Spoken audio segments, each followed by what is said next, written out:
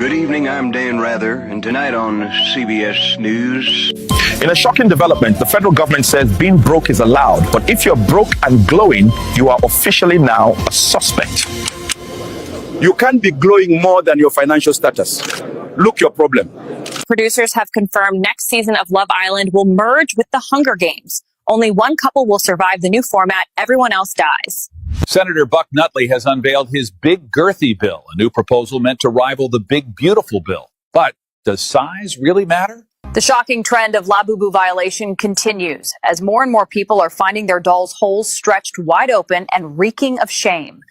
If you thought Bigfoot was bad, wait till you meet his gooey cousin. A kumsquatch was just spotted in Dongwood National Forest. Did you know IKEA has released a home glory hole kit called the Fuke Hole? It includes pre-drilled panels, mounting brackets, and a stain-proof finish. We begin with breaking news out of Massachusetts, where residents are reeling from what scientists are calling a 𝐶𝐒 impact. Officials are asking everyone to stay indoors and to wear N95 masks in case of 𝐶𝐒 aerolization. President Trump kicking off another busy week at the White House. It has been yet another eventful week in Washington. The activity level is off the charts. The president dialed in. He is executing his agenda at a lightning fast pace. Here's something we rarely see in American politics. President Trump is actually keeping his campaign promises, and he's doing them as quickly as possible. This administration is moving at political light speed, and they're just getting started.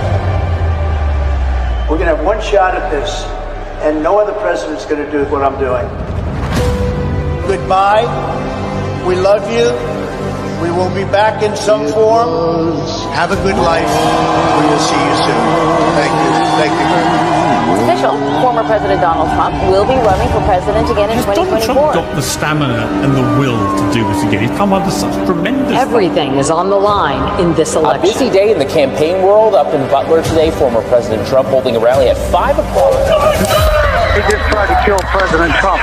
Not even an assassin. If we're not careful, AI could make it impossible to distinguish truth from fiction in the news we consume. So, Keisha, what's a high-value man to you? A man that gave me 10 kids, 3 evictions, $10 on Cash App, and still pull up in a Nissan Altima that sound like it got asthma. Day one of trying to make it to work without yelling at a pedestrian. Pray for me, y'all. Still alive, still unemployed. But baby, I look G-O-D doing it. Oh my God, I'm not even late, I'm just dramatic. Y'all know I will risk it all for a good melon.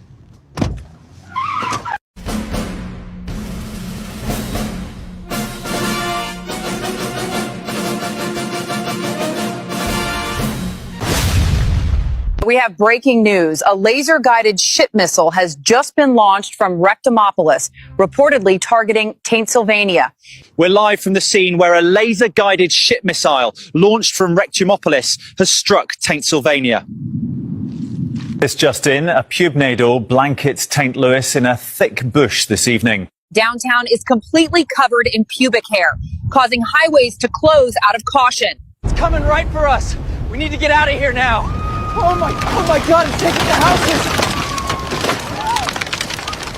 A massive gizzard has buried Kamlambus in 2 feet of dongload. Locals blame the lack of preparation on Mayor Linda P. Slurp. The city of Columbus is reeling today after an unprecedented event. What officials are calling a gizzard has left downtown streets. Customs officials at Orbital Port 69 have seized over 420 stolen jork blades, many still warm and dripping.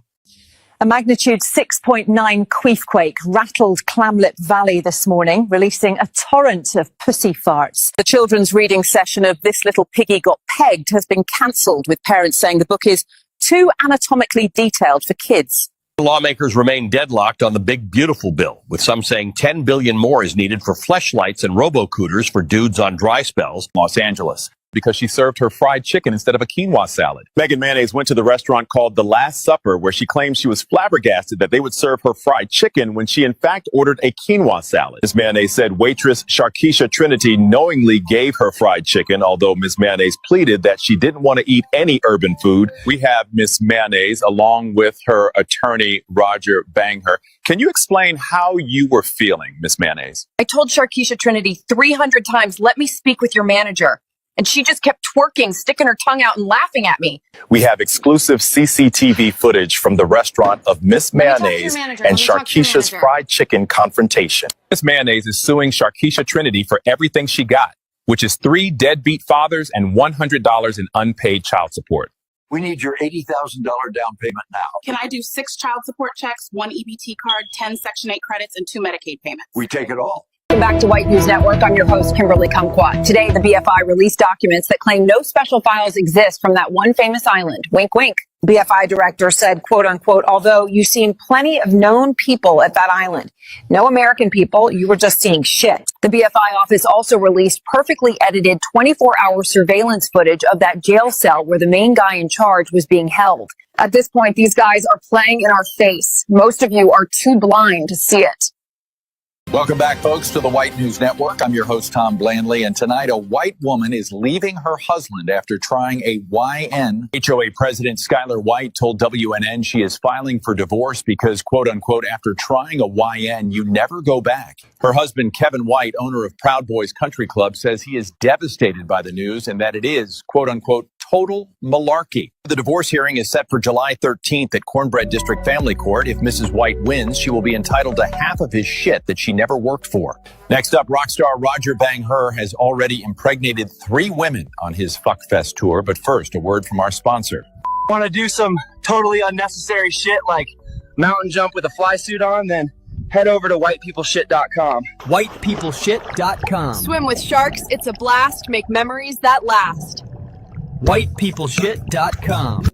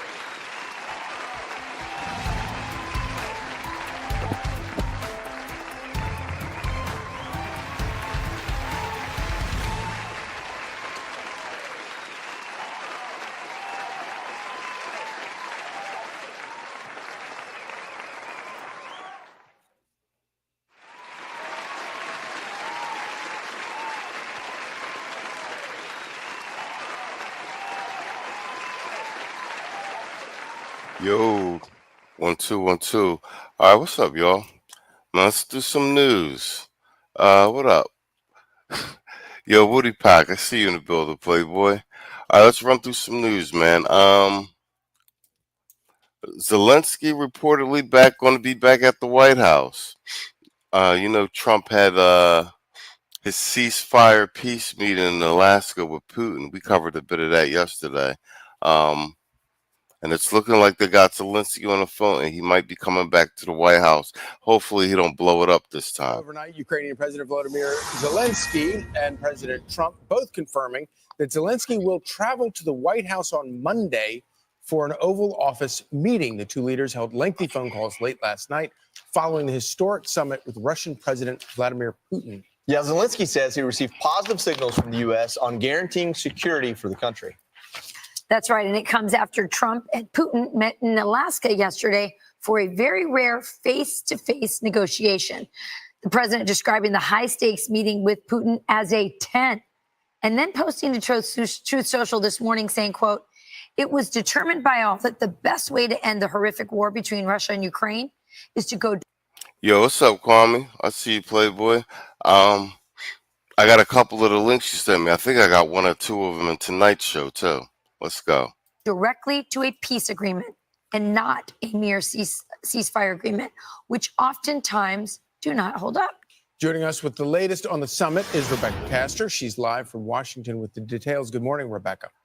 Charlie, good morning. For now, Trump is sharing very little details on what he discussed with Putin to not disrupt the deal as he's making it. It all started yesterday with B-2 bombers and fighter jets flying over the world leaders on the tarmac in Alaska, an opportunity for the U.S. to show off our military strength. Putin and President Trump met for about 3 hours. Yeah, I don't know if you guys saw that. He had Trump had the B-2s fly overhead as soon as Putin got off of his plane, and they met on the tarmac. And you seen Putin look up like,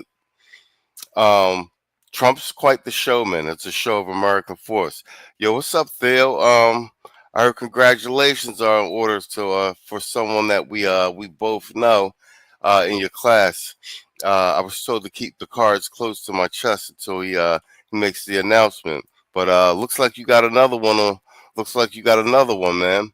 Looks like you got another one to add to your spreadsheet.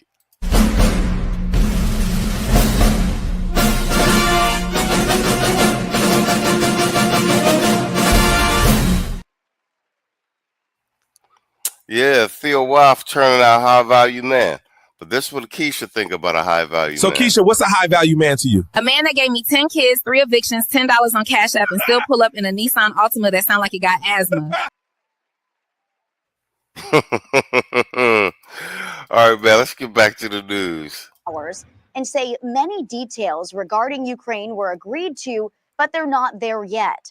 Putin did, however, make this stunning admission. Today, when President Trump saying that if he was the president back then, there will be no war. And I'm quite sure that it would indeed be so. I can confirm that. I think that overall. Yeah, y'all see this? Theo said this week 2 more men received jobs at $150K, and one guy got a job for $110K. Yo, I keep telling y'all, man, the conclave. I'm about to drop the link in the chat again. Yeah, we got points on the board, man. We got points on the board. We got more pricey games coming up in the second half of the show. Don't go away, folks. We got more pricey games coming up in the second half of the show. Don't go away, folks. We got more pricey games coming up. All right, let me see. Yo, Universal Black in the building. Hold on, let me actually drop the conclave link. Let me close this out real quick. Conclave. Yeah, man, if you guys aren't signed up, or I would say even this, if you got like a younger male relative, a cousin, a nephew, and they're not sure about college, man, you can't beat these outcomes and the salaries you'll be able to command. Boom, there's the chat, and there's the link in the chat again. Let's go, bro. Me and President Trump have built a very good, businesslike, and trustworthy contact. Then President Trump then responded to Putin's confession. I was very happy to hear him say if I was president, that war would have never happened. I see everyone saying worst since World War II by far. There's nothing even close. But we had a very good meeting today, and I think a lot of points were negotiated. Putin's Oh, I didn't know that update. So Putin actually said, like Trump has all been saying, that if Trump was president instead of Biden, the war would have never broke out. That's a nice feather in his cap for Trump. Confession comes as Trump tells Fox's Bret Baier that Chinese President Xi Jinping assured him that he wouldn't invade Taiwan during his term.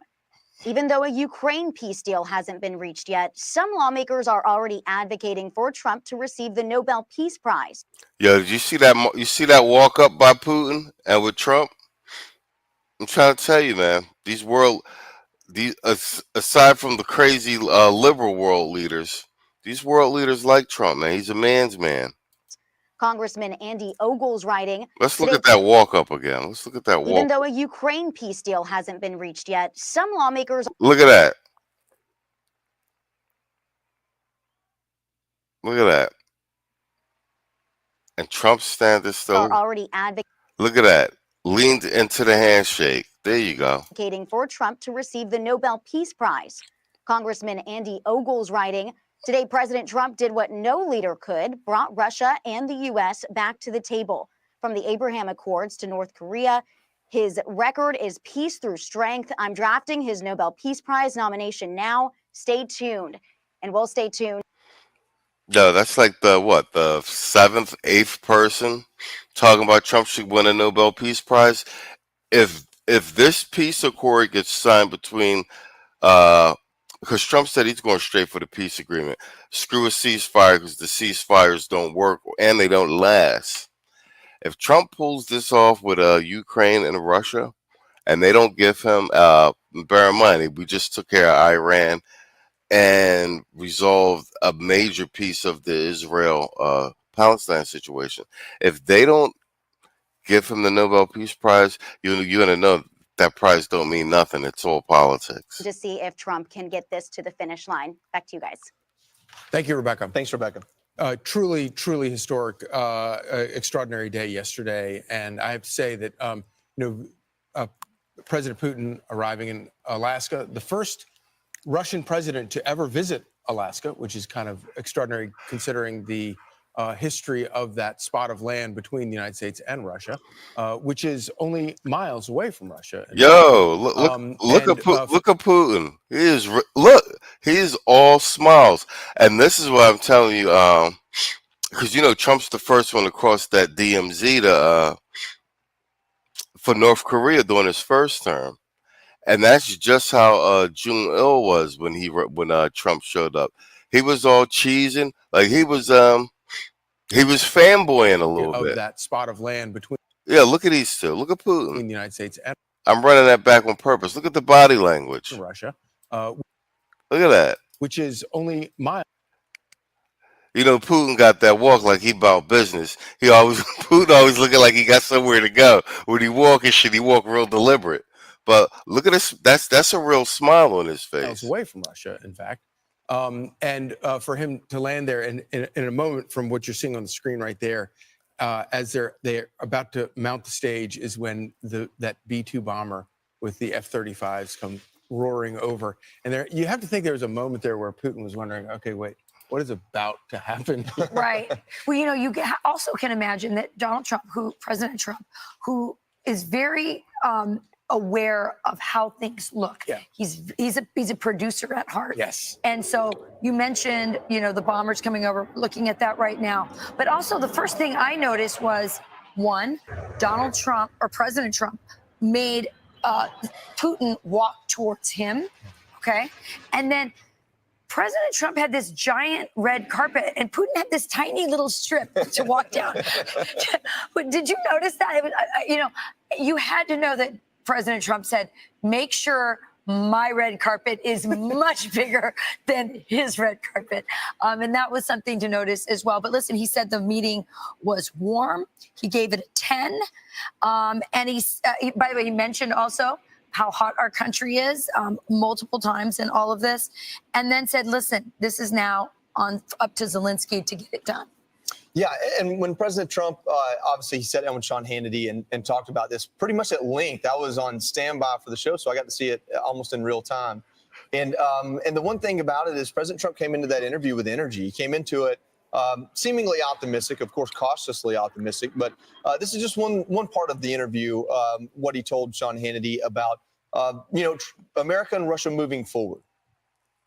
I always had a great relationship with President Putin, and we would have done great things together in terms of, their land is incredible. The rare earth, the oil, gas, everything. It's incredible. It's the largest piece of land in the world. This war should never have happened. You know, a lot of wars should never have happened. He drove China and Russia together.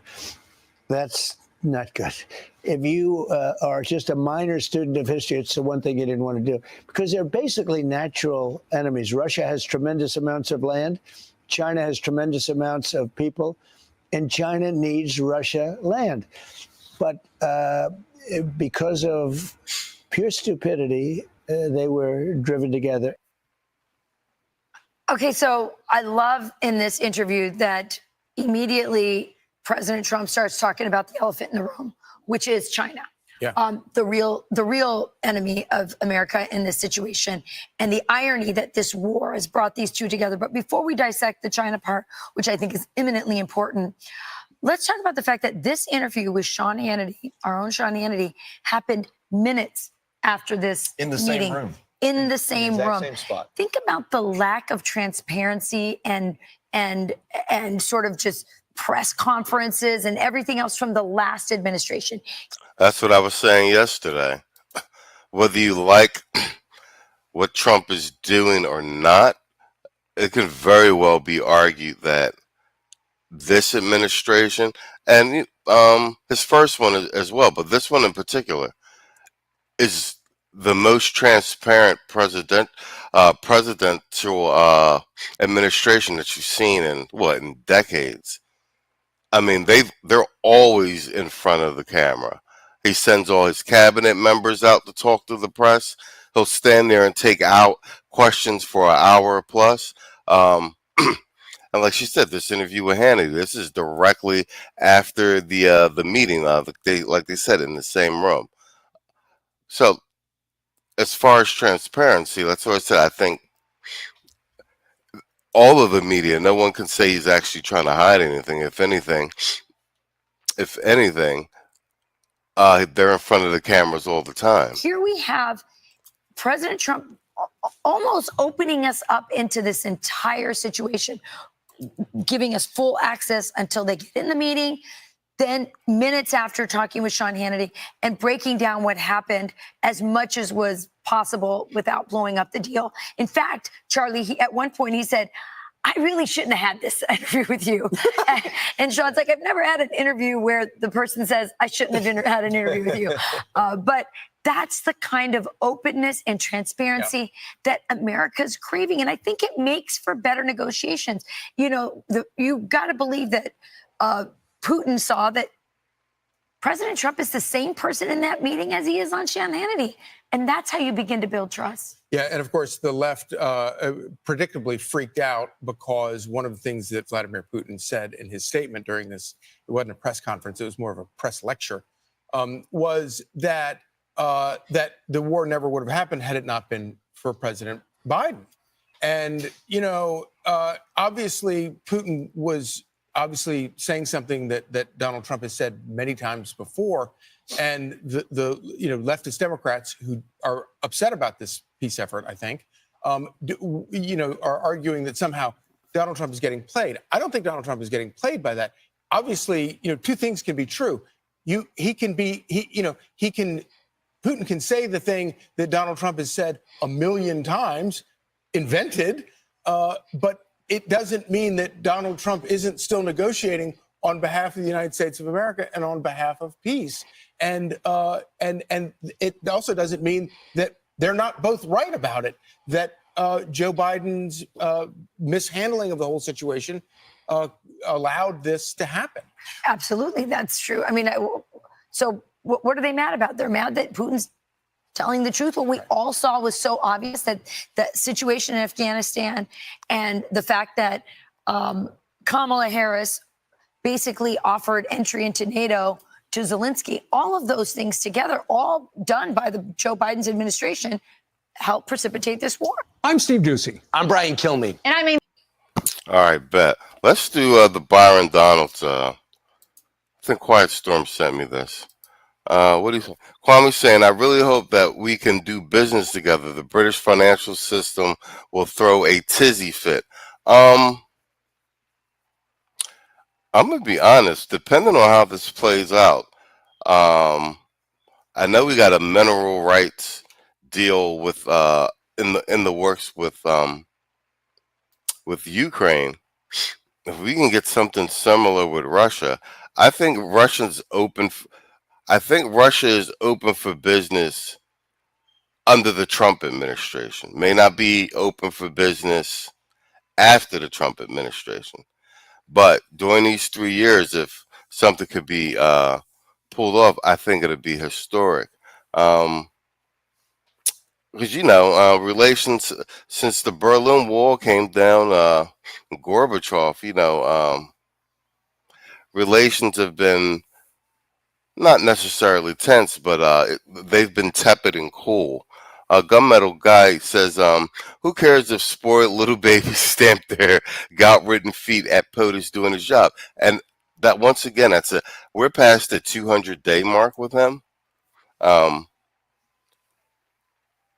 If you just put a list of everything that he's checked off the bucket list in 200 days, it's phenomenal.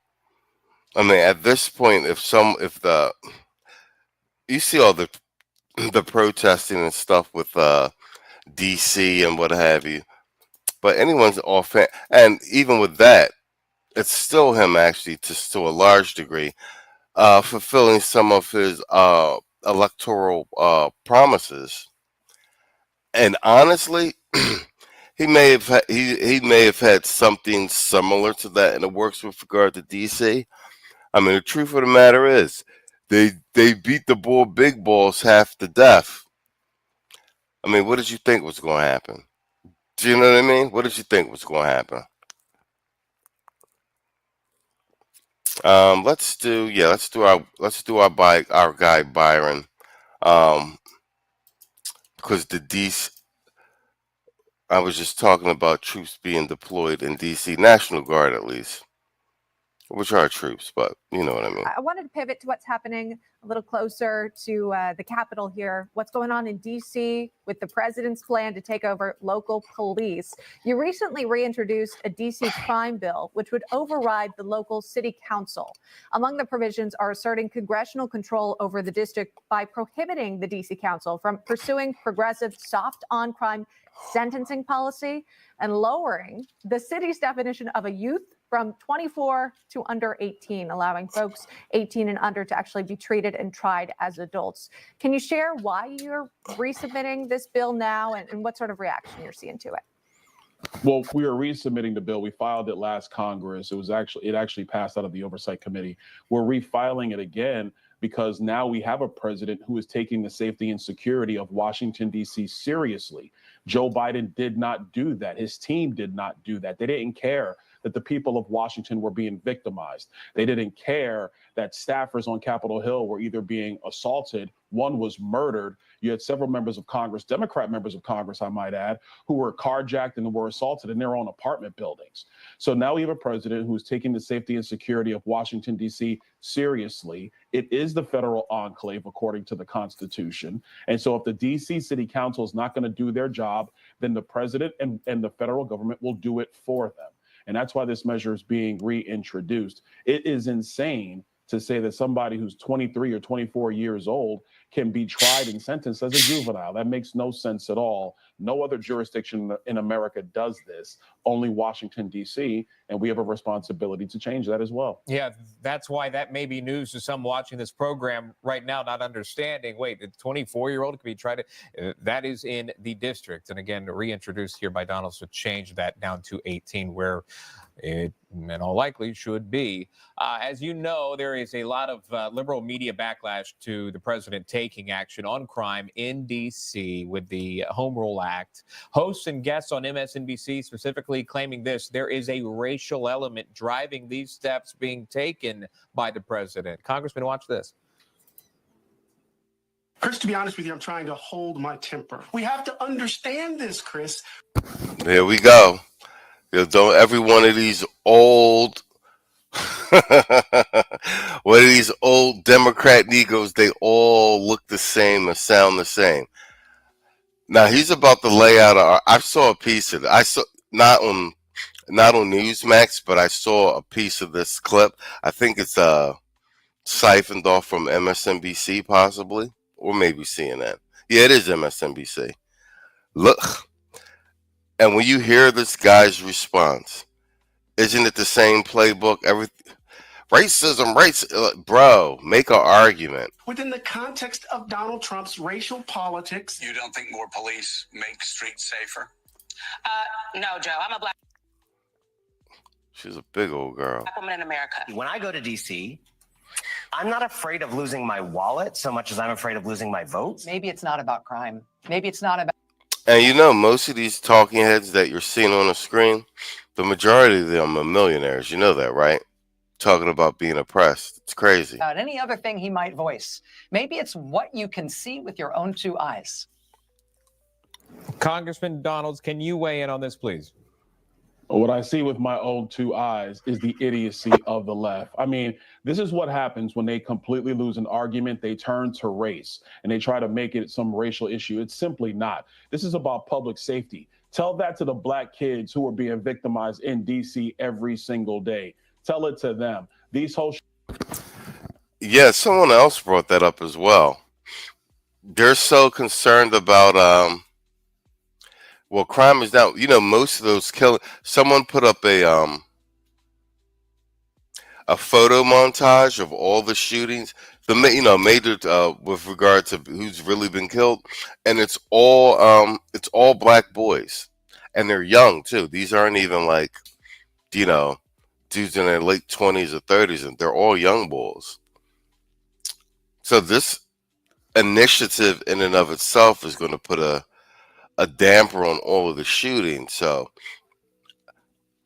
these liberal talking points about they're so concerned about black people and black men and this, that, and the other, but you don't hear a peep out of them while they're getting gunned down in the street every day. And then people in certain neighborhoods are actually asking for more policing, or at least for crimes to be solved.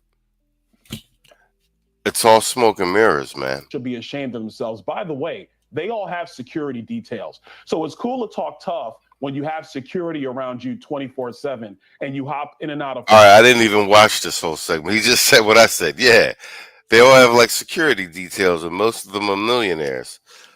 It's armchair liberalism that gets you killed. Private cars that take you to your next destination. It's cute to say that. They don't walk the streets of D.C. And so anybody that's lived in D.C. for any period of time, they know it's not safe. That's a good one. Gerontocracy, the rule of old niggas. Hold on for a second. Let me screenshot that one. That's a good one. I might have to steal that from you, Kwame, and use it on one as a talking point on one of the Sunday shows. We be saying gynocracy. Yeah. We are ruled by a gynocracy and a gerontocracy. Old niggas and and quiches. The president is doing the right thing. To bring race into it, that's what the radical left always does. This is why they're losing in America. This is why they continue to fall behind politically in America. So what the Okay, you see that footage? So you're hearing all the pushback online about Trump sent the National Guard out and how they're infringing on rights, and DC's mostly peaceful. So since they knew they were going to send the National Guard out, you know what happened? They looted and raided 37 stores all in one night, right before the National Guard touched down. You hear what I'm saying to you? So this footage is part of like the 37s that got looted and racked, because they knew the National Guard was coming. So they did this all in one night. They hit all across DC, and they smash and grabbed and ransacked all these 37 stores. Ain't that crazy? President's going to do, the America First movement's going to do. We're going to be focused on common sense, conservative principles. You cannot have a great society, a great city, a great state if you don't have law and order. Yo, Theo was just up in here, Quiet Storm. Quiet Storm in the building. He said we in here. And ayo, I know this clip. Yeah, he sent it to me. I'm gonna wait till the news travel, but I'm gonna drop a couple of these for Storm because he was the arbiter of some good news. And Theo was just in the chat saying that 3 offer letters and salaries were just disclosed I guess today or this week. So we already know old boy with 175, and we got 2 more with 150 and somebody with 110. Yo, keep telling y'all. Theo putting numbers on the board.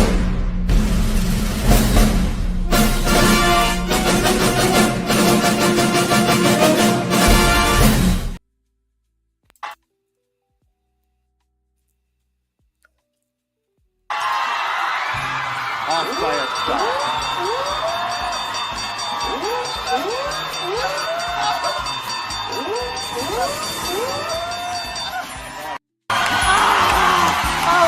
We got more pricey games coming up in the second half of the show. Don't go away, folks. We got more pricey games coming up in the second half of the show. Don't go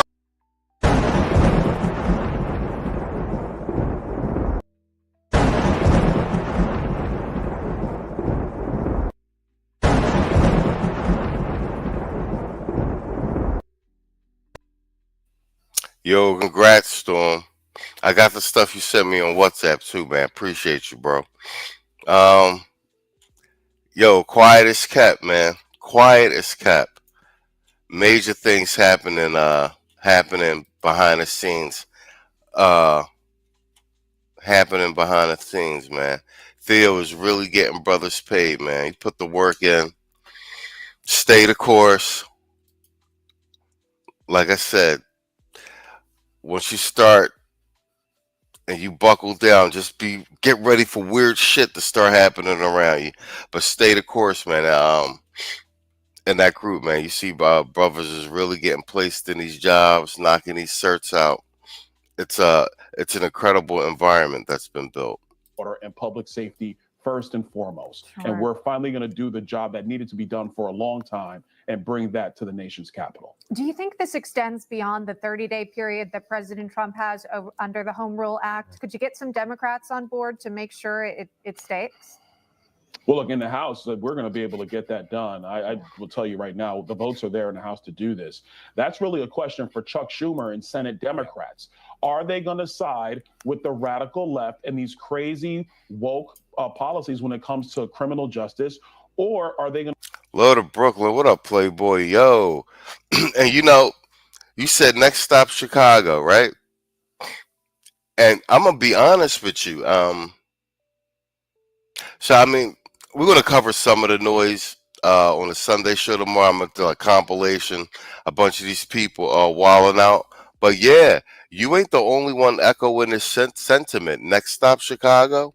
I've been watching I've been watching the comment section, bro. It's mad black people in these comment sections saying like, yeah, you need to send them next. He need to do Chicago. He need to do Philly. He need to do Memphis. He need to do New Orleans. It's mad black people in these joints. I was surprised. And with regard to Chicago, his first term, he offered to send the National Guard down to Chicago. That was what, 2016? That's when O-Block and all that shit, they was walling out. And who was they had the mayor there who Lightfoot. That's when Lightfoot was mayor. And she wasn't letting it happen. What you say? I'm reading Quiet Storm's joint in the chat. Jeez, I was en route to take it and got a flat. Left my car on it. Whoa. Bruh. Oh, because I don't want to announce your shit. You holding it close to your chest. But that's some gay, yo, that's determination right there. All right, man, you got me all charged up now, Storm. And you got me all charged up now. I'm I'm doubling down on everything. I've been working though. I definitely been working. No, but it's Lord Lovesmith. You ain't the I'm sorry, Lord of Brooklyn. You ain't the first person I seen say that, or and these black people. O'Shea posted a video earlier today on the doubling down on Tariq Nasheed's statements about, the race soldiers or something, DC, and I was surprised that his comment section is just full of O'Shea's audience primarily black, and if you look at the comment section on O'Shea's joint, it's mad black. It's all these comments like, oh nah, they arrested criminals and blah blah blah blah. He need to send it to Philly. He need to send it to this. I was so irregardless of the news you see of the noise that you're hearing on social media and on stuff being pumped by mainstream, and this isn't a scientific poll or sentiment analysis or anything, but from what I've really been seeing, other than like the Hoteps and the Quiches and like the liberals and the rainbow affiliation mafia, I'm seeing a lot of support for this DC move by Trump, and it's not the end of the world. It's only 30 days. No news in the building. Yo, I got your joints too, Playboy. You said that's universal. That's Metamucil. What's that mean? I mean, I know what Metamucil is, but you know what I'm saying? To do the right thing on behalf of the people who live in Washington and all of the Americans who come to visit Washington, and also people from other nations who come to our nation's capital. And a lot of these senators, let me get real blunt, Chuck Schumer and his leadership team, they all have security details by the Capitol Police. Let me tell you something, man. So Byron Donald's a Republican conservative and this, that, and the other. And we be seeing like the blackmail Democrats, you know what I'm saying? Like doing the talking head joints and everything and trying to make arguments. We was covering Byron Donald's all the way up prior to Trump's actual inauguration. Like I said, I like the way old boys show up in the media, whether you agree with him or not. He argues the facts and the points. He's clear and concise. Just from an image standpoint, he shows up good. And we need more of that. Just on the image. We could compare Byron Donalds to when then we covered Stephen A. Smith going back and forth with Hannity last week, and then when pressed on a real question, Stephen A. started backtracking and yucking like, bruh, we don't need that. If you're gonna come over here and talk politics or talk policy or what need to be done, like have an argument, Playboy. Feel me? And I believe Quiet Storm sent me this one too. This is a shorter one, but I want to play this one to make a point, because I keep doubling down on the point that, okay, federal elections done, midterms and the local elections are very important. We also had that conversation with Obsidian, I think it was either last Thursday or Thursday before last, about regional, our influence, having influence regional. Yo, Saul, what up, Playboy? Yo, in the building. Yo, I hit you back too, man. Bang. So, Keisha, what's a high value man to you? A man that gave me 10 kids, 3 evictions, $10 on Cash App, and still pull up in a Nissan Altima that sound like it got asthma.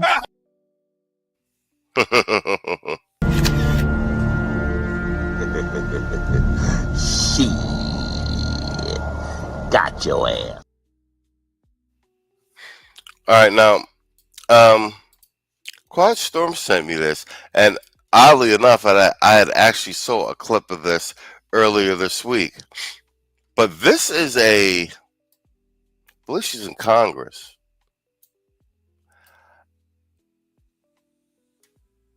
Representative Ramirez calling ICE terrorists. And like I said, you're an American citizen. You know, we got free speech over here. It's protected speech. You can say what you want. But to a large degree, it's unacceptable coming from a congressperson. I believe she's from Guatemala. And we just spoke about the Somali guy, and what is he, in Minnesota? And these people blatantly telling you that their interests and concerns are with regard to their home countries. I always be making an argue about we gotta get these quiches and old ninjas out of office. But the other thing is, like, we need FBAs in there, and we got to be real careful about voting these into Congress and everything. These people whose their interest in it ain't America first. And patriotism aside, it's more so about allocation of resources. You being a constituent of that person and their primary concern not being their actual constituents, but the welfare of their home country. Storm said the president is already in the seat. It's the midterms that people really need to buckle down and dial in on. That's the whole fact, though. I just got my voter registration card last week. I'm not playing around. Shit, you in California, man. Y'all need as much help as y'all could get, because them liberals is running it down on y'all, man. Shit. Got your ass. All right, let's run this. Suspicious white powder are being tested now by the feds after they were found at an ICE facility in New York City. Thankfully, no one was hurt, but the building in Lower Manhattan, which has been the site of numerous protests, was evacuated and 2 people were decontaminated. It comes as ICE agents are increasingly under attack for simply doing their jobs. With us now is White House border czar Tom Homan. Great to see you this morning, Tom. Thanks for being here. So this discovery yesterday in Manhattan comes on the heels of a fiery speech by leading New York City mayoral candidate Zohran Mamdani, saying if elected, he will not allow ICE agents into New York City at all. What's your message to him? But more importantly, the people of New York, what happens if he becomes mayor? Well, he can't stop ICE from doing their job. I mean, it's ridiculous even him to say that. I mean, we're all over New York City. We've increased resources in New York City. We're going to continue to increase resources in New York City. I said weeks ago we're going to flood the zone in New York City. We've already increased staffing there, and there's more staffing to come. So we're going to keep doing our job in New York City despite him or anybody else. They're not going to stop the Trump administration from arresting public safety threats, national security threats in this country illegally. And this is on Dami, man. You know his mother's a director at Disney, and he was an actor. They're trying to pull off some type of weird socialist / Kamala / Obama thing going on. Because that's what the Democrats do. They play with archetypes, and they just they don't actually have real candidates. And that's why Trump won, because he's actually was a real candidate. Storm said, I know it may not change much, but I can't sleep well if I don't do my part. And you know what? That's the fundamental sentiment over here. Even me and Saul starting to broach a lot of the political conversation leading up to November. We weren't expecting like some groundswell of support or anything else like that, or for people really, to that matter, to agree with us. But to your point, we had a point of view, and we thought that the policy initiatives by the candidate were the best suited in terms of policy to be beneficial to the FBA black man, either directly or indirectly. And so it's just like you said. We knew or thought it wouldn't change much, but we wouldn't have been able to sleep well if we didn't do our part. You feel me? Keisha politics, voting black and blue, no matter who, bruh. And that's a double entendre in and of itself, too. So it's just, say what he wants, but I tell you this, you better not get in our way. There's a line you can't cross. So he can sit there and yell and scream all he wants, but he's not going to stop us. He's not going to interfere with us because that would be a crime. Yeah, good point. I want to get to this. So recently, Illinois Congresswoman Delia Ramirez was the keynote speaker at a convention in New Orleans where she called. Yeah, this is Delia Ramirez. Called out you and ICE. Take a listen to her comments. Well, Tom Homan, let me tell you, all over the country, we will continue to stand up for our rights, and we will continue to call out the terrorist organization that is ICE. That's crazy. They're deporting people without papers who are non-citizens. And ICE is on, and this is what I'm saying to you, this is a shell game. ICE is in a law enforcement branch. They're only enforcing the laws that are passed by Congress. And she's in Congress. We got all these Democrats in Congress. If they want to limit the extent of ICE's power or anything else like that with regard to the law, that shit has to be changed in Congress. And you see how the Democrats who are in Congress aren't talking about that? ICE is just an enforcement agency. I see what you say. You said Metamucil being a response to gerontocracy. That's a good one. That's a good one. I see what you did there.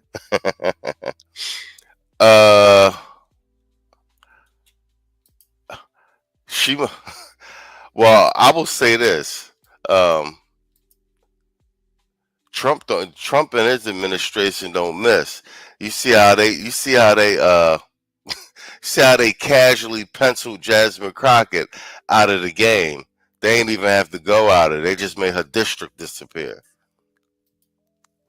All right, so she's obviously calling ICE a terrorist organization. What's your response to rhetoric like that? Like she's meaningless to me. I don't really know who she is, but when she says she's going to stand up, what she wants is she's standing up for public safety threats, criminals, illegal alien criminals, illegal alien national security threats. That's what she's standing up for. She wants to compare ICE to terrorists. Well, I got a message for her. ICE is enforcing the laws that Congress wrote and enacted. She's a. Obviously, I didn't watch this whole clip. He's about to say what I just said. I didn't know this was coming. Go ahead, tell him, Tom. Member of Congress, is she not? So if we're terrorists for enforcing the law, what's that make her? She's a member of Congress. They wrote the law. So it's just ridiculous. It's bottom line is that anybody that goes to ICE website and look at the ICE numbers, 70% of everybody we arrest is a criminal. The other 30% are gang members, are national security threats that may not have a criminal history, that have final orders, people had due process at great taxpayer expense, were ordered removed by a federal judge, and our job through statute is to execute those orders and remove these people. So we're doing exactly what ICE is supposed to do, exactly what ICE has done for the last 4 decades. Despite the last 4 years, they weren't allowed to do it. So we're going to continue doing it. She can scream and yell all she wants. Her words mean nothing to me. We're going to keep doing our job. Yeah, and you're doing exactly what the overwhelming majority voted for last November as well. I want to get to President Trump's federal crime crackdown in D.C. I had Caroline Levitt with me on the show yesterday, and she said ICE, in just a matter of days, has dozens of arrests. What can you tell us about the types of people that have been arrested in this D.C. takeover, and how is it making our nation's capital a safer place? Well, we arrest a lot of felons. They've seized over 20 firearms. And look, it's just not the people we're arresting and taking off the street. It's a deterrence effect. A lot of criminals see us out there in full force. Again, just flooding the zone. So a lot of the criminals just stay at home. They're not going to come out and take the feds on. So not only are we taking danger off the street, we're preventing danger from hitting the street because they don't want to come out when they're flooding the zone with law enforcement officers who aren't going to take it. And as far as, Pam Bonnie's doing a great job now that Metropolitan Police are working with us on illegal aliens. During their enforcement, their law enforcement operations, they find an illegal alien for the first time in many, many years. They're working with ICE, so we can not only take them off the street, we're going to deport them from the country. So Pam Bonnie's doing a great job. Again, thank God President Trump, he wants to save D.C. D.C. is the capital of the greatest nation on earth. We should be an example of every capital around the world. And President Trump's going to make D.C. beautiful again. He's going to make it safe again, the way it should be for the strongest nation on earth. We should have the best capital in the world, and we're going to have it again. Yeah, it's been unsafe for far too long. Yo, Holman talk and look like an old television cop, like from back in the day, eating donuts and shit. Hard-nosed, hard-boiled detective. He looked like a bulldog. Storm said, notice how the mayor who wanted to incite the LA gangs to attack ICE agents. I know you talking about. We played the clip of her. Notice she been real quiet lately. Oh yeah, reason they put the fear of God in her. Yeah, the FBI showed up to her house. Yeah, Holman is getting that tan, right? He been out in the sun with them raids. In Florida, Governor Ron DeSantis announcing that his state will now be opening its second immigration detention center. I know this one in northern Florida, it's supposed to be called Deportation Depot. How many of these types of facilities do you see the need for? He said Holman is Kojak. Yeah, he do got some of that Kojak vibe. I'm trying to think of like one of these old 80s, because there's a million cop shows in the 80s. Not like Jake and the Fat Man. Maybe Jake and the Fat Man. Like one of them joints. No, who's what was that show? NYPD Blue. He got that vibe. The boy with the big mustache and the white boy with the big mustache and the George Jefferson. As ICE continues this historic crackdown. Look, I've said from day one, we need 100,000 beds at a minimum. That's what we fought for, the big, beautiful bill. I went up on the Hill, talked to members of Congress for months, day upon day upon day, asking for funding so ICE can do this job. And I've asked for 100,000 beds. That's what we need, 100,000 beds. And there's folks like me with decades of experience doing this job. And that's what we came up with, 100,000. Storm said Holman like a combination of Kojak and Columbo. Just one more thing. Say, you really do watch Columbo. That's the line. Just one more thing. 1,000 beds at a minimum to run and be successful in the biggest deportation operation in this nation's history. We already deported over 300. I think we're right around 330,000 so far since Trump's been president. We got a lot more to do. But the more beds we have, the more transportation contracts we have, and the more resources we put on boots on the ground, which we've been funded for that.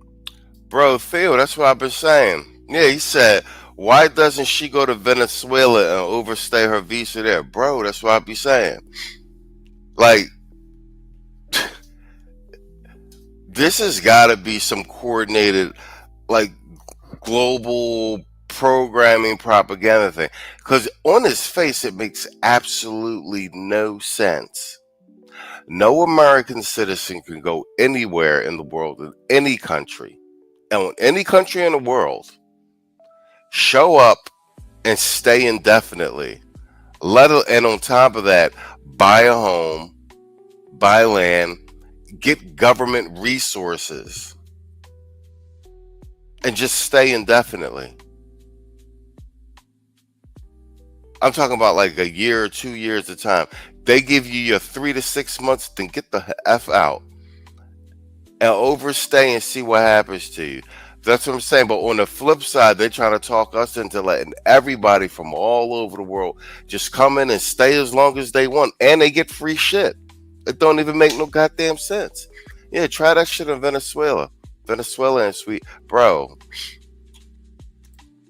I'm in another country right now. I know exactly when I need to leave. I know exactly when I need to leave. You know what I mean? So I'll say you can see that increased funding with that suit and tie though. Okay, yeah. Everybody in the Trump administration got the monochrome tie on and a nice usually like the nice navy blue suit or such. He got him in uniform. Yeah. NYPD blue. Yeah, Lord of Brooklyn. Yeah, that's what I said. Yeah, he got the NY. Is that his name? Andy Sipowicz? Is that his name? Yeah, he remind me of the boy from NYPD Blue.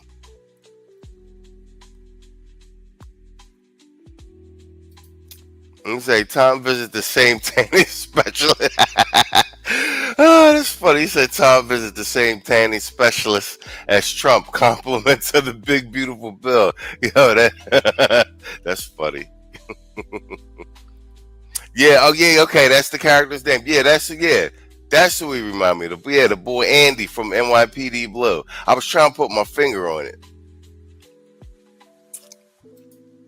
Yeah, old school blood and guts cop. With 10,000 more officers, if you think we've been doing good the last 6 months, just wait, see what happens in the next year. Yeah, and finally, while I have you here, I just want to get your excuse me. I just want to get your reaction to the high recruitment numbers that we've seen for ICE agents. More than 100,000 people have answered the call to help remove criminal illegal migrants. What do you make of those numbers? Well, look, I think American people are sick and tired of what happened the last 4 years. They watched thousands of illegal aliens cross our border and get released into the country, illegally, by the way. And I think people are upset. People want a secure border. And today we had the most secure border in the history of this nation. But we had 10.5 illegal aliens come to our border, most of them being released in the United States. And American people are angry. They want law and order. So they support finding the people that enter this country illegally, finding the people who've been ordered removed by an immigration judge, and they want them removed. Again, we're going to prioritize public safety threats and national security threats, worst first. I think most Americans agree with that. They want a safer United States. Yeah. They want a safer neighborhood, and they want law and order. And they agree with me that we need to send a message to the whole world. There are consequences for breaking our law. It's not okay to be in the United States illegally. You want a Venezuelan field? They're everywhere. They're everywhere in South America. Colombia, Brazil. Yeah, you'll have no problem. They're everywhere. It's not okay to cross the border illegally. It's a crime. So law and order. President Trump's bringing law and order back to immigration enforcement. And it's a long time waiting, and I'm proud just to be a part of it. I worked for the greatest president of my lifetime. I don't care what people think about President Trump. I'm telling you, I've worked for 6 different presidents. No one comes close to the success of President Trump when it comes to border security, national security, and backing law enforcement. Yeah, and it's only been 6 months of him in office again. All right, Tom Homan, thank you so much. Appreciate you for joining me this morning.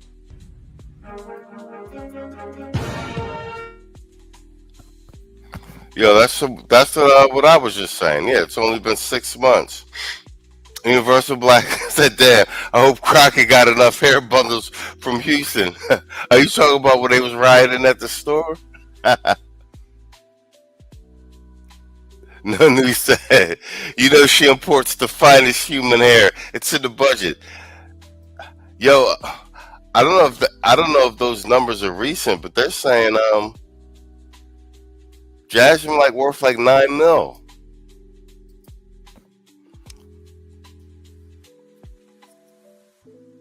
And she just became a congresswoman. Congress people make like what? 150, 225? Yeah, she's getting paid to push that nonsense, bruv. $9 million? She had a law firm before that, but they wasn't doing no numbers. Let's get a bit of Carolyn Levitt's press conference.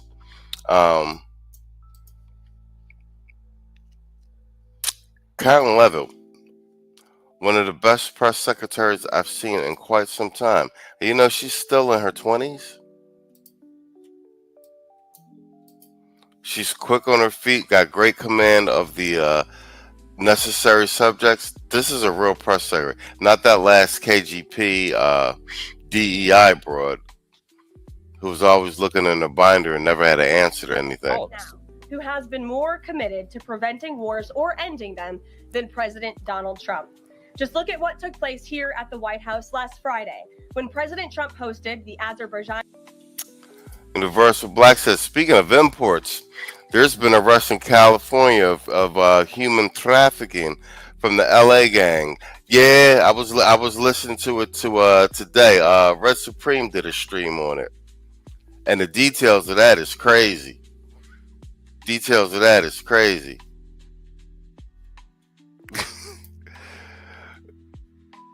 Universal Black said, can't forget Hill Street. My pop used to watch Hill Street Blues all the time.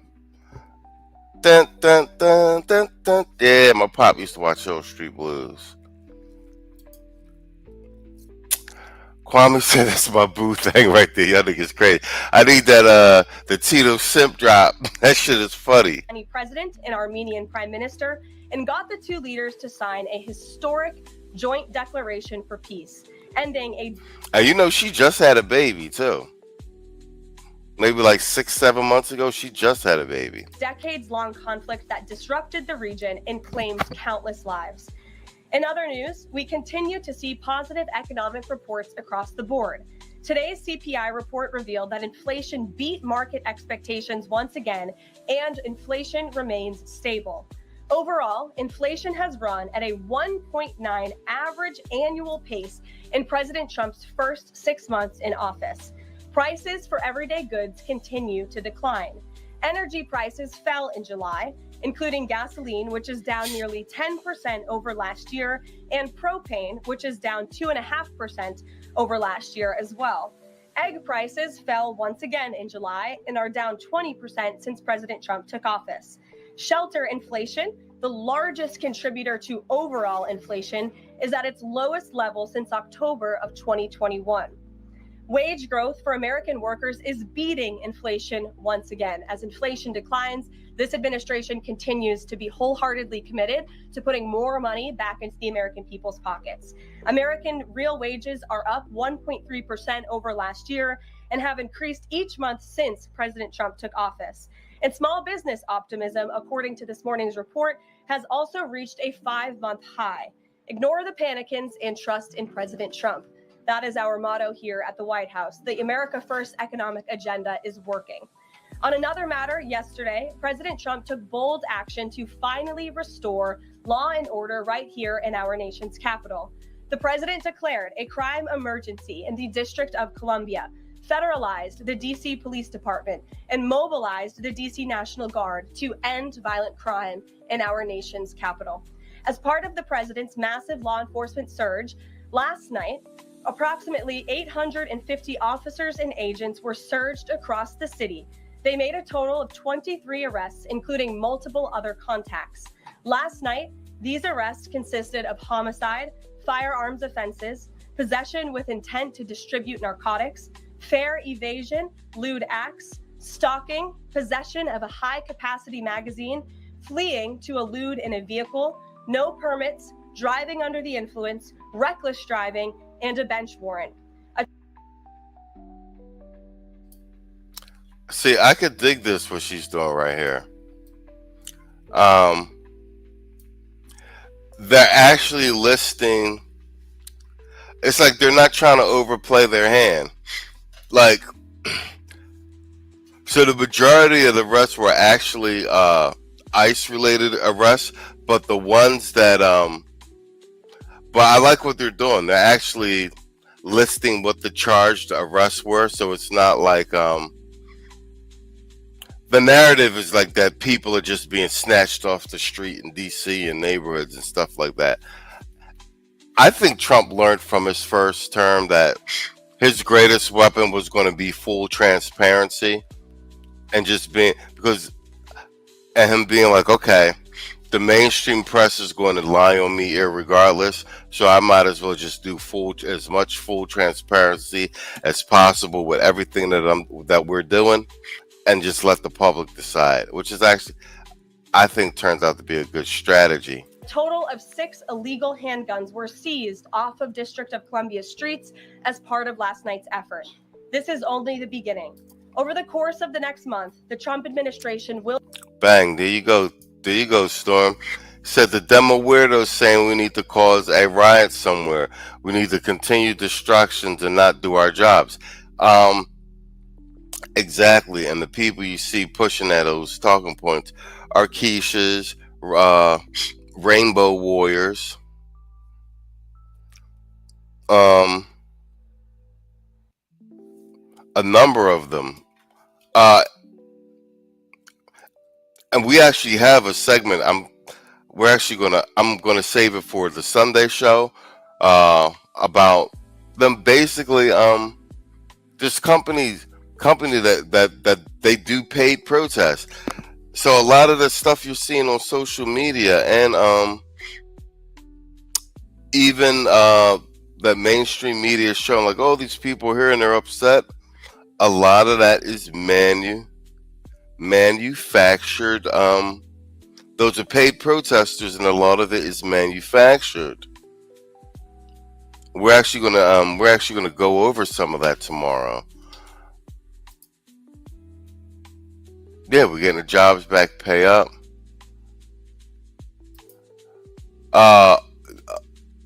Hey Theo, okay, on Facebook. All right, I'll check my messages on Facebook. I don't think. Let me see. No News said I'd encourage the Dems to impede ICE. Go ahead and get that felony. Most states don't allow felons to vote. Hey, how about that? And Storm said, yeah, these weirdos are protesting to stuff that they don't even know why they are protesting. Facts. And then, like I said,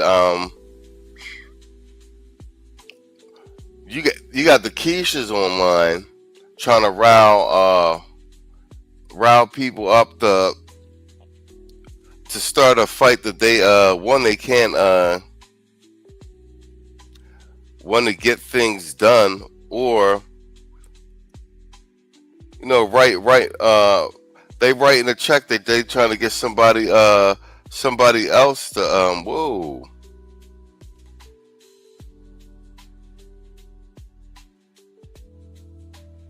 You most certainly can get that in South America, Theo. I just checked my messages. You most certainly can get that in South America. Most certainly.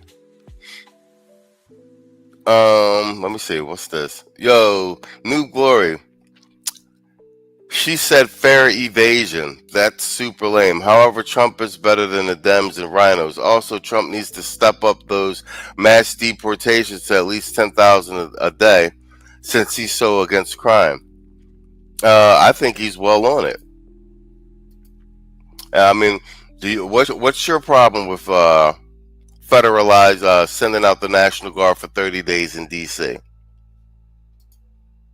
You prefer it be status quo, same as it is and same as it was? They just looted 37 stores in one night.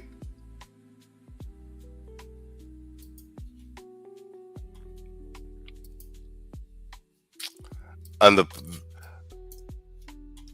the head of the police union got on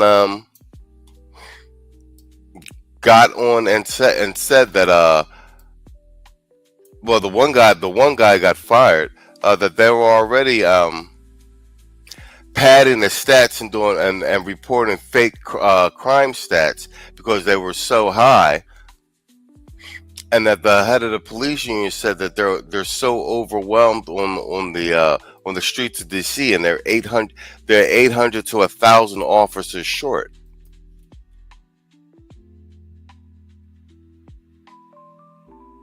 I mean, I just find it ironic.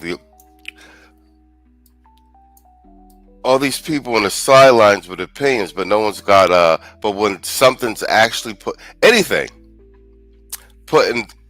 to help reverse a situation, and like I said, it's for 30 days. It's not 60, it's not 90, it's not indefinite.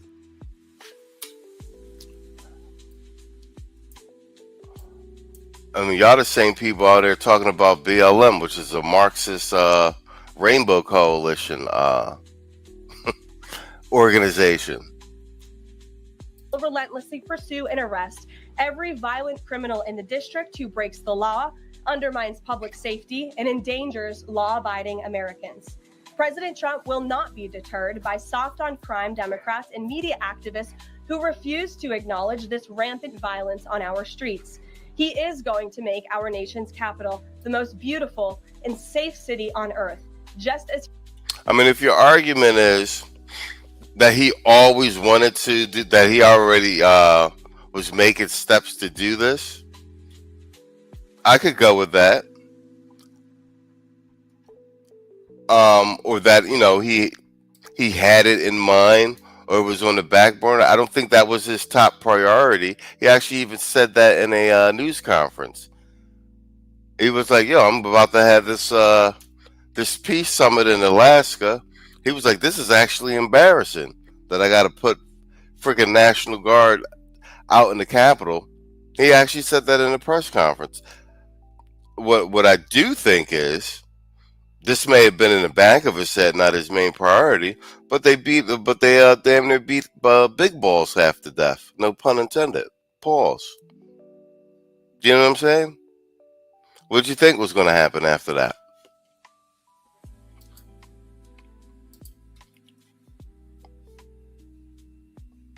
Like, what did you think was going to happen?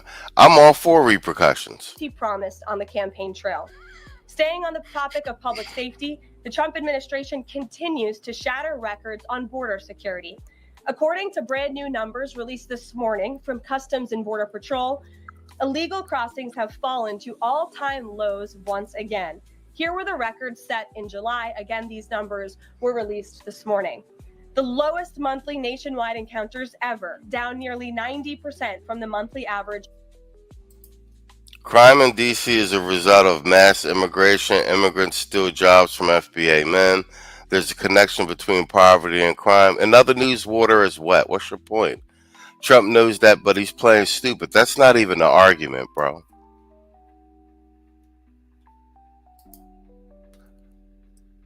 Yeah, Theo, I checked the Facebook. Yeah, you could definitely get that in South America, and you should be going to South America.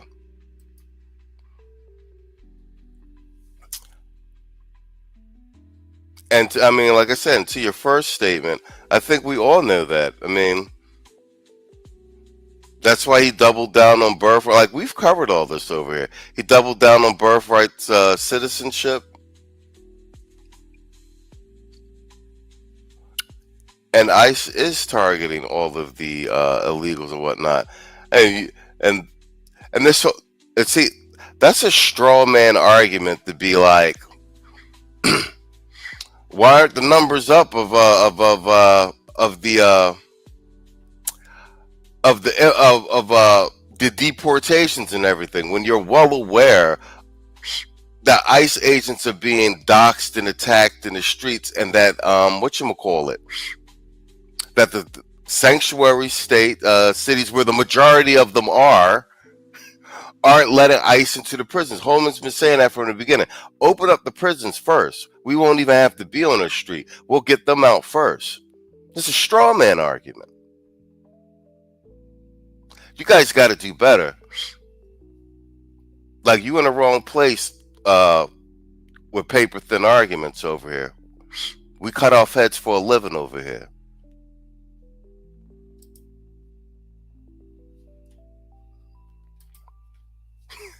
Storm said DC has been a shithole for decades.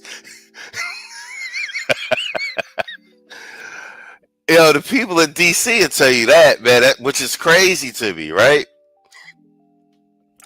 The contractor is from there and used to say this for multiple seasons. Facts. Dave Chappelle got jokes about DC. DC been a running joke for decades, bro. What is we like? That's what I'm talking about. What is we even talking about? That's like, I'm from Philly. That's like me trying to sell you that Philly the safest place in the world. Like, what? Certain neighborhoods. Certain neighborhoods.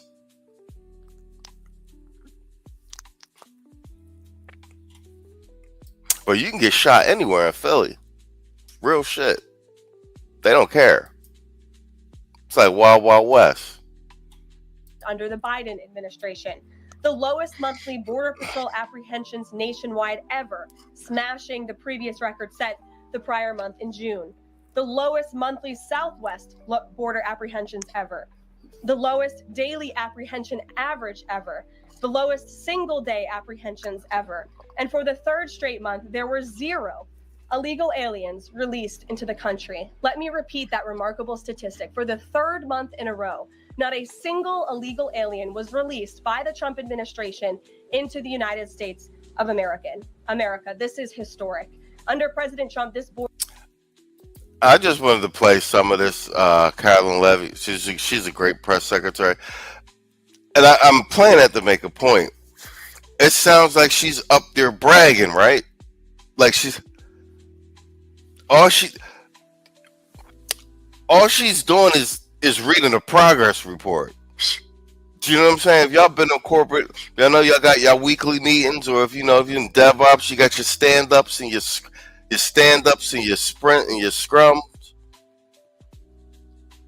If you're on the sales, if you're on the operations side and in banking, then you got a team. You got to give them a status of your pipeline. That's all this is. The government being run like a corporation. The status report has been sent to the press secretary's desk, and she's just reading down a checklist of shit. It just sounds braggadocious. You know why it sounds braggadocious? Because things are actually being accomplished. And that's really why people are pissed. I wanted to play some of that to make a point.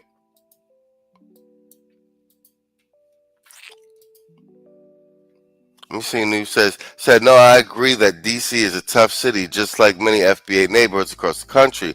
All I'm saying is that you solve crime by, well, that's what I'm saying. You're making a binary argument. He is deporting people. He is bringing jobs back.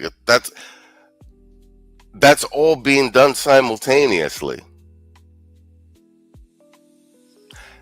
And he wants the capital cleaned up. DC. DC is not a state. I don't think this was at the top of his bucket list.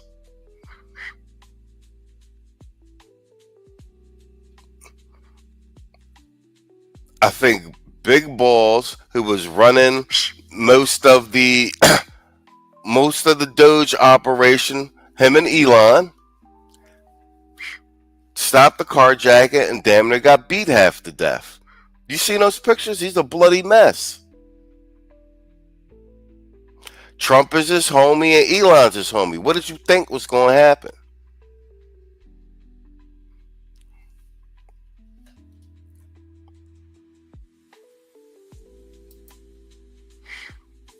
Yeah, Trump is doing that with this task force. Yeah, that's what I'm saying. Like, what's your argument, bro?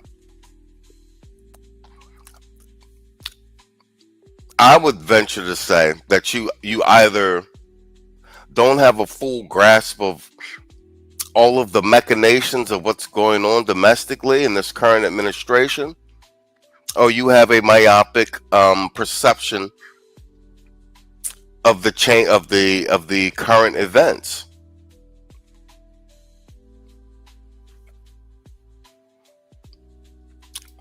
Because even the points you're making, we've covered most of these ad nauseum on the Sunday panels. Let's get Carolyn out of here. Let's do a quick. Wow, this went fast. 1 hour 25 minute mark. Let's. Call Me Kaiju sent me this one. Let's do our by the numbers segment.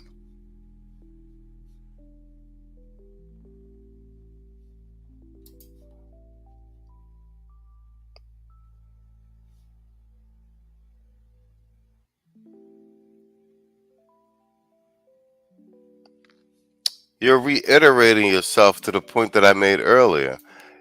Deportations are being slowed because sanctuary cities are not cooperating with ICE, which is why you have troops on the ground, which is why we ended up having to send not only the National Guard, but the Marines to LA.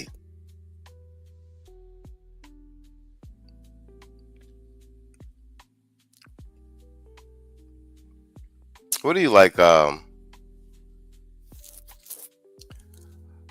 If you're going to make an argument, don't make a disingenuous argument, or at least have an informed argument. Like you know what I mean?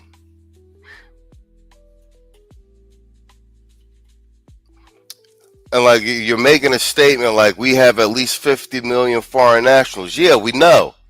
They came in under Biden. Like what are we talking about? In other news, water is wet.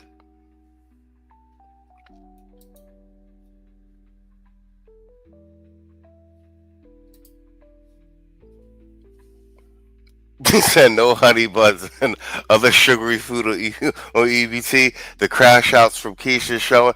Yeah, we covered some of them joints, but I've been seeing more and more of them. Wait, doesn't it actually hit in like what 30 or 60 days or something like that? I don't know when they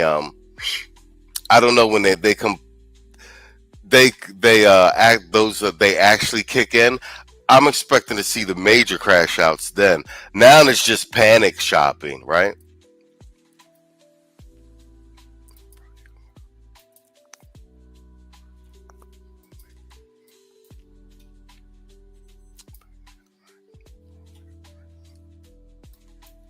All right, Kwame sent me this. This is our by the numbers segment, and this one is actually, oh yeah, Red Eagle Politics. Yeah, I found this one. All right, so good. We're watching that. I found them by accident also. So this is why Newsom Dems will lose the redistricting war. So let's cap it off with this. Let's nerd out real quick.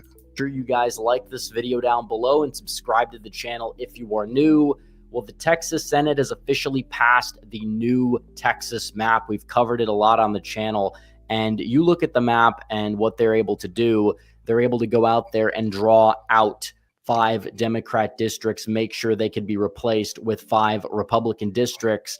A lot of people are saying, why are they doing this? It's a power grab. But in reality, it's leveling the playing field. You look at states like California, Oregon, New Mexico, Nevada, Illinois, Maryland, Connecticut, Massachusetts. The list goes on of states where Democrats have strategically gerrymandered. New Jersey's another one. The Republicans to the point where they are minimizing the amount of seats. Republicans haven't really been able to do that as much in places like Texas and Florida. They've done it to an extent, but it's not nearly as egregious as what we see out of Illinois or New York, which we saw what happened in New York.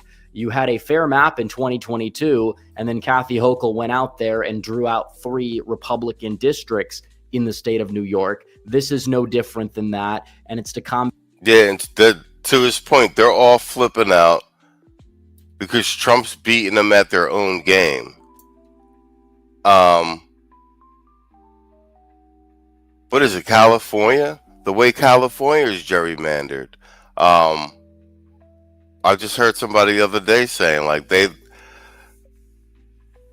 Republicans don't have half as many seats as they're supposed to have but that's because of the way everything's been done. So Trump's just like, all right, we'll just play your game. And I'm pretty sure Vance pulled his coat on that because Vance was in Congress. That a lot of what we're seeing in these deep blue states, Democrats say Republicans are the ones that gerrymander more than they do, which is ridiculous. Like, are there a few maps? Like even the current Texas map is slightly Republican favorable. Yes, Tennessee, for example, they split up Nashville.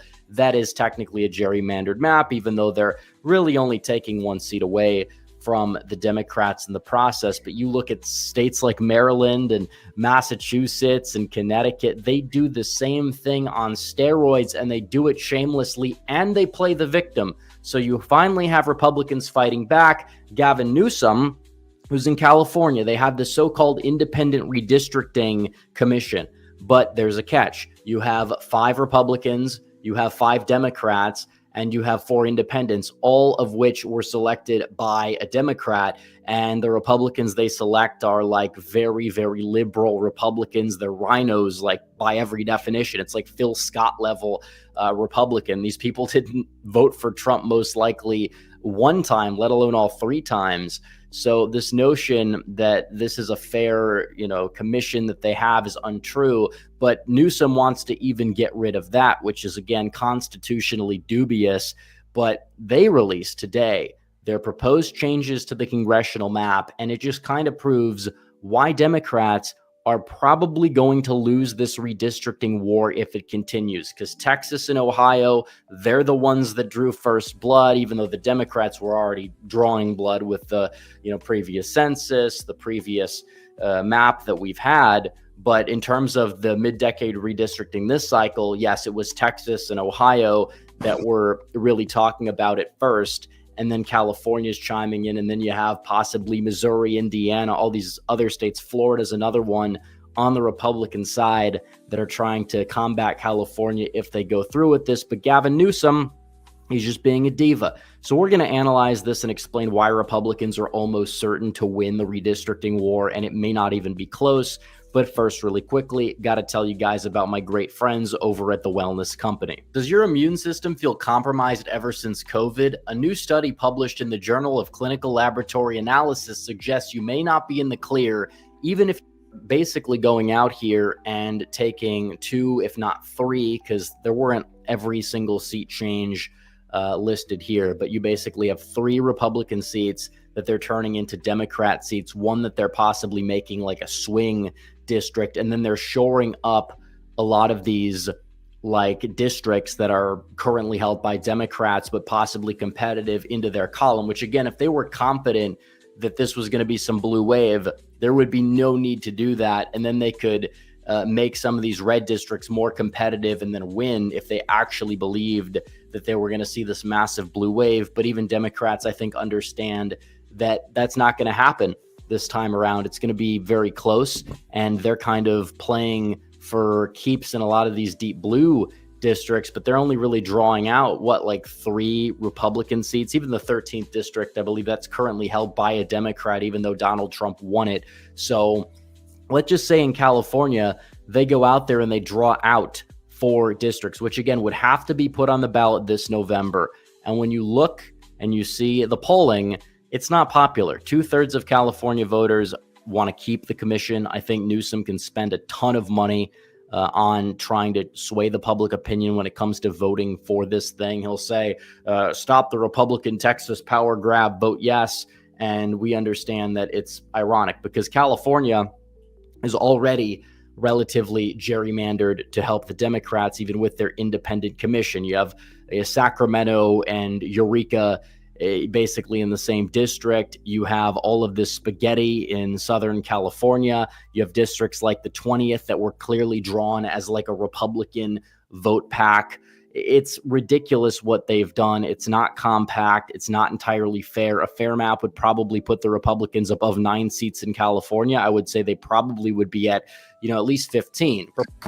Yeah, Storm. Yeah, that's what I was just saying about California. He reiterated, but I've heard this this California seats thing like 3-4 times prior to this segment. So yeah, the Democrats are apparently the kings at gerrymandering. Republicans just didn't play the game as intently as they did, but it looks like all options are on the table now. Proportionally, they'd be at like 20 something, like 21 or 20 even, which again, I don't think your map has to be proportional, but it has to be fair. For example, Wisconsin doesn't have to be 4-4. because Democrats have bad geography there. Republicans in California don't have the best geography. They have good geography in Illinois, which is why their map is such a joke on the Democrat side. But like Massachusetts, yes, that map is not going to be able to be drawn 6-3. Maybe you could get a Republican district, but still the map is drawn strategically to prevent any sort of flip, which does make it a gerrymandered map. And some of these districts are pretty ugly in Massachusetts. But in California, I'm not going to be like too particular about which districts end up getting drawn out. It is true that here, the 3rd district, they're going to try. I don't know how they would make that one blue, but it's probably going to be different. The new map is going to be different. So let's just say they get 4 districts there. Okay. That would be something. But then in Texas and Ohio, we'll do this part because these are 2 states very likely to redistrict. The 13th and the 9th already, Republicans would have the House back. And this is sorted by incumbent party. And then you go to the state of Texas, where these 2 districts here are going to be made red. This district here should be one of the districts in the Houston area, should be made red. We'll just go with that one. And one of the districts in the Dallas area as well. So out of the gate, you look at what Texas and Ohio were able to do, that will definitely make up for whatever California has going on. And you look at a state like Illinois, Illinois is not able to really even redraw. I mean, this map is ridiculous. The 15th district is one of the most ridiculous districts in the entire country when it comes down to this. Illinois' map is insane. So you have that, but Indiana possibly could bite back and get the 1st district there. Kentucky, we're not sure if they would split Louisville, but they possibly could if they wanted to. A state like Missouri as well, if they wanted to split Kansas City, that 5th district could go in the Republican column. Obviously, I don't know if Nebraska is going to be able to have the courage to do it, but that 2nd district probably does flip in November, even though it's not a sure thing. But regardless, it's like they're not going to win this war, because you look at the red states. And yeah, Florida, we didn't even cover Florida. If Florida decides to go out there and combat California and draw out, let's say 1, 2, 3, 4, 5 Democrats in the state, then boom, where are the Democrats going to find the districts from? Maybe Washington will change one. Minnesota said they won't redraw. You have the state of New Jersey, which is already very gerrymandered, but maybe they find a way to split some of these districts to the point where they get a couple seats there. You talk about New York, they're going to possibly try to redraw out, another 3 Republicans up there. So they can try. Virginia's another state that possibly could, where they could draw a couple out. And even then, Republicans would still win on net. So there's really no pathway for the Democrats if they decide to go down this road. And then we talk about the Voting Rights Act, which has these districts in the Deep South that are like DEI districts, because they say, oh, well, part of Louisiana has a disproportionate amount of Black people living there. You have to draw a gerrymandered district for this set community or whatever, even though it should be done on geography. And you don't get the call going the other way when it comes to white voters in a place like New Mexico, for example, where they don't have a district. There's no Republican district for them. I mean, this whole communities of interest thing should be by geography. Sometimes it will line up with race, but you don't have to draw a ridiculous district like that. Alabama has an extra one. South Carolina possibly could get rid of Clyburn's seat as well if they really wanted to fight, and maybe Maryland would get rid of that one. Yo, did they say they could draw out Clyburn's seat? I would pay to see that. Cut that old ninja out. Redraw his district and get that old Negro handkerchief against reparations old Negro out of here, bro. He gotta go. Andy Harris' seat, I don't even know how they would be able to make that map exactly look in order to do it. But let's say that all happens. Well, the Republicans out of the gate are at 224. So they net 4 seats out of a full-scale redistricting war. And we didn't even talk about them possibly going to more extreme measures. Obviously, this district, I think, would go in Georgia. It's possible they would draw out the district in Alabama, the district in Mississippi. Some of these states like Michigan, Wisconsin, Pennsylvania, they're really not going to be able to redraw. Their maps are relatively fair to both. But if Democrats really want to go down this road of let's have this all-out gerrymandering war, instead of just allowing Texas to rectify the mistakes made by the census, but also the horrific gerrymandering in places like I said, California, Illinois, New York, all these big blue states, well, then obviously we understand that it's still not going to end up going well for them. But why is Newsom doing this? Well, because he wants to go out there and be a diva. And you see him doing this like nonsensical tweet. He's trying to parody Trump from Truth Social, and it's really annoying. Like, even if people found it funny the first time, he's been doing it like for days on end, or his office has been doing it, and it's ridiculous. It's not funny. And it's like, you're not going to beat Trump by like parodizing him, whether you think it's funny or not. I don't think it's funny. It's not a matter of like being offended by it. I think the whole thing is just dumb. But Newsom's just an attention seeker. It's just kind of on brand for him. He's annoying. He's somebody that is a sociopath. He's doing everything he can do to be that guy standing up to Trump, because he desperately wants that 2028 nomination. And I hope, honestly, he gets it. Yeah, you ever see the movie American Psycho? That's Gavin Newsom to me. Patrick Bateman. He's Patrick Bateman vibes all day. Governor Newsom, he's American Psycho. All right. So that's our By the Numbers segment. That was actually... I think Kwame sent me that. Yeah, say yeah, get rid of fish fry Claiborne. Hell yeah. Storm say yeah. So this is bad to only fish fries. We good on everything else. Yeah, man, these old Negroes gotta go. Yo, if they actually man, if they redrew Claiborne's district and got him out just by that would be poetic justice on many fronts.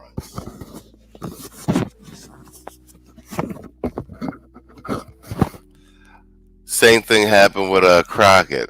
She's redrawn out of her district. She doesn't actually know what she's going to do, because Maxine Waters basically gave her that district that they had on lock like forever. All right, guys. That is my time for the evening. We at the 1 hour, 43-minute mark. As you know, we will be here tomorrow evening for the Sunday panel. Man, thank all you guys for coming out, keeping me company, getting my reps in. Congratulations to Quiet Storm. Shout out to Theo Waff making that move. At least the initial steps to the move to Brazil. Man, we doing things. I was starting to think too, like I'm gonna start doing some photo dumps from Peru and Colombia on the community tab. Just as motivation. I see a lot of brothers is one passing their certs and getting their passports, bro. It's a beautiful thing. So we will see you guys all tomorrow evening for the Sunday panel. You guys know what the drill is. And in the meantime, I want to say good night and good luck.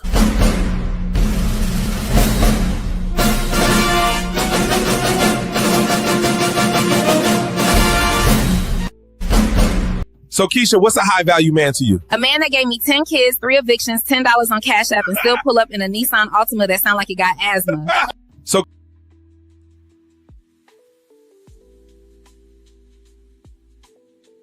Sorry. Hey, where's Stewie? That's tomorrow, and that is it for us today. Okay, I don't know. Whatever it is, it's not right on the teleprompter. There it is. We are going to do Sting, yeah. There's no words there. To play us out. What does that mean, to play us out? To end the show? Yeah.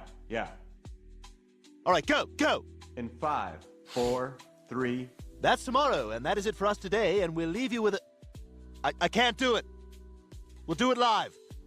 We'll do it live! Fuck it! Do it live! I'll write it, and we'll do it live!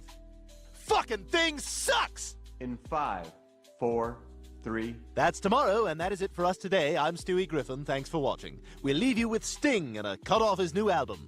Take it away.